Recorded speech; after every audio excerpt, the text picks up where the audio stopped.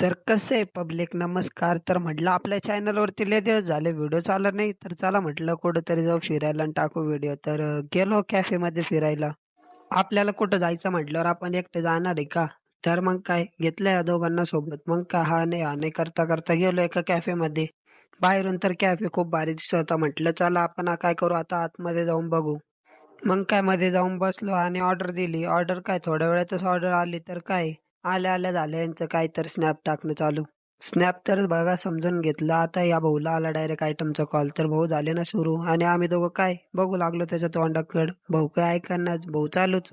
मग काय ठेवला भाऊंनी कॉल आणि घेतलं तेवढं पिऊन म्हणलं चला आता घरी जाऊ. तर घरी जायला निघलो होतो. भाऊ दाखवू लागले गाडीची चावी आणि बाहेर येऊन बघितलं तर हे भाऊ बसलेले गाडीवर अगोदरच येऊन म्हटलं चला आता निघा. मग काय काढली भाऊंनी गाडी आणि निघलो आणि आता आम्ही कुठं बाहेर गेलो आणि कॅनॉटमध्ये आलो नाही असं तर कधी होणार नाही. मग काय म्हटलं घे कॅनॉट कडून मारू एक चक्कर. भाऊंनी घेतली मग काय बघितलं एक चक्कर मारली इकडून आणि निघलो. तिथून निघलो आणि समोर जाऊन बघितलं तर काय पोलीसवाले मामा म्हटलं आता आपण आधी स्ट्रिप्सी आहे. मामाने पकडलं तर परत फाईन मारीन. मग काय पळवू लागलो इकडं फुटपाथवरती गाडी फुटपाथवरून तर आणली पण म्हटलं आता इथून खाली कशी उतराव. मग काय कशी बशी काढली हो तिथून गाडी उचलून खाली. आणि काय तिथून थोडं पुढं आलोच तर काय बघतो बघा. बघितलं तर इथं अजून एक पोलीसवाले मामा उभा म्हटलं आता भैया काढ इथून कस तरी फास्ट. बरं झालं त्यांचं लक्ष तिकडं होतं. आम्ही इथून गाडी काढली समोरून काय बघतो तर बघा.